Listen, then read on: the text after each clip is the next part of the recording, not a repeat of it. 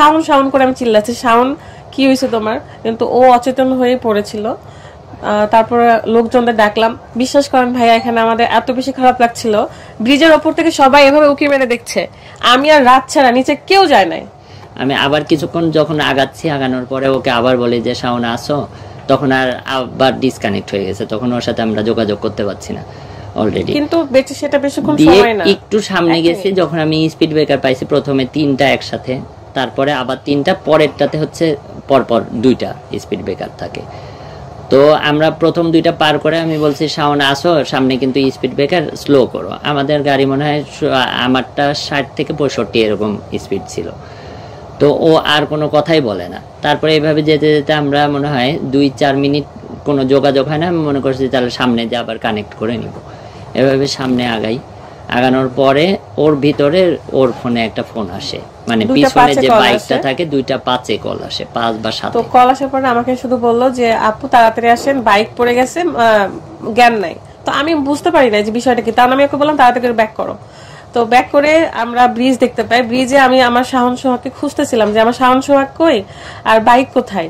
আমাদের যেহেতু শাওন সবসময় রাদের R15 গাড়িটা খুবই পছন্দ করতো, তো ওই গাড়িটা ওকে সবসময় আমরা চালাইতে দিই, এবং বিলমলা হেলমেট যেটা আমি রাতকে কিনে দিয়েছিলাম ওই হেলমেটটাও ওর পছন্দ, তাই ওই হেলমেট আর বাইক দুটাই ও চালায় সবসময়। আমরা সবসময় ওর ইচ্ছার খুব প্রায়োরিটি দিতাম, কারণ ও আমাদের অনেক বেশি ভালোবাসে আর আমরাও।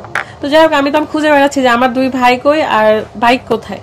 তখন দেখি যে বাইকটা গাছের সাথে ধাক্কা লেগে ভেঙে চুরে পড়ে আছে, আর আমার শাওন হচ্ছে ব্রিজের নিচে কাদার মতো হয়ে আছে, নরম মাটি, ওখানে এরভাবে চিত হয়ে পড়েছে। তো আমি তো রাস্তা থেকে চিল্লাইতে চিল্লাইতে নিচে গেছি যে ওকে মানে মাথার নিচে হাত দিয়ে, আমি বলছি কেউ যায় না, সবাই ভিডিও করতেছে, এটা সেটা করছে, আমি চিল্লাই চিল্লাই ডাকছি। পরে আসছে একজন, তারপরে আমরাই ওকে টেনে উপরে রাস্তার ধারে নামালাম, এবং আমি চেষ্টা করছিলাম যে তার আসলে হার্টবিট আছে কিনা, কারণ সে একদম অচেতন অবস্থায় ছিল।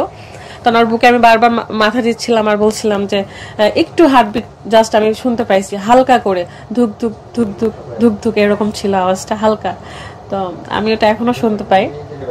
তো শোনার পর আমি চিৎকার করে উঠছি যে শাওন বেঁচে আছে, তাড়াতাড়ি মেডিকেলে চলো।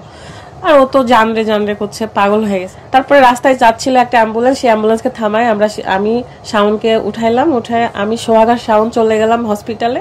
সোহাগ কিন্তু ওই বাইকের পিছনে বসেছিল, ওর করেনি। আমরা তো তদন্ত পরে করছি, আগে আমার ভাইকে বাঁচানোর জন্য আমরা মেডিকেলে গিয়েছি।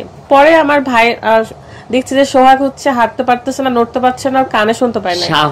সোহাগ কিন্তু ওর বাইকের পিছনে ছিল, হ্যাঁ সোহাগ ব্যথা পাইছে, বাট এমন ব্যথা পাইছে যে কানের পর্দা ফেটে গেছে। ডাক্তার এখন চিকিৎসাধীন অবস্থায় আছে। ও মানে ভিডিও ফুটেজটাও আছে। পরে সোহাগের কাছে শুনি যে আপু ওখানে 4টা সেট স্পিড ব্রেকার গুলো একটা পার করে আর একটাতে যে কন্ট্রোল করতে পারে নাই, ওখানে কোনো দাগও দেওয়া ছিল না। আমরা ওইটাতে উষ্টা খাইছি, প্রত্যেকটা বাইকার ওখানে উষ্টা খাইছি, আমরা অল্পতে গেলেও আমরা উষ্টা খাইছি। যাই হোক, তো ওইটাতে কন্ট্রোল করতে না পেরে নাকি ও রাস্তার ধারে বাইকটা চলে যাচ্ছিল।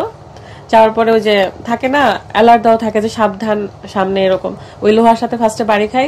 আর হেলমেটটা, আমাদের বিলমলার হেলমেট তো পুরো ভেঙে চুরে শেষ, ওইটাতে নাকি হেলমেট খুলে গেছে ওই এক বাড়িতে, তারপরে গাছের সাথে বাড়ি খাইছে শাওনের হচ্ছে মাথা, তো বাড়ি খেয়েও নিচে পড়ে গেছে।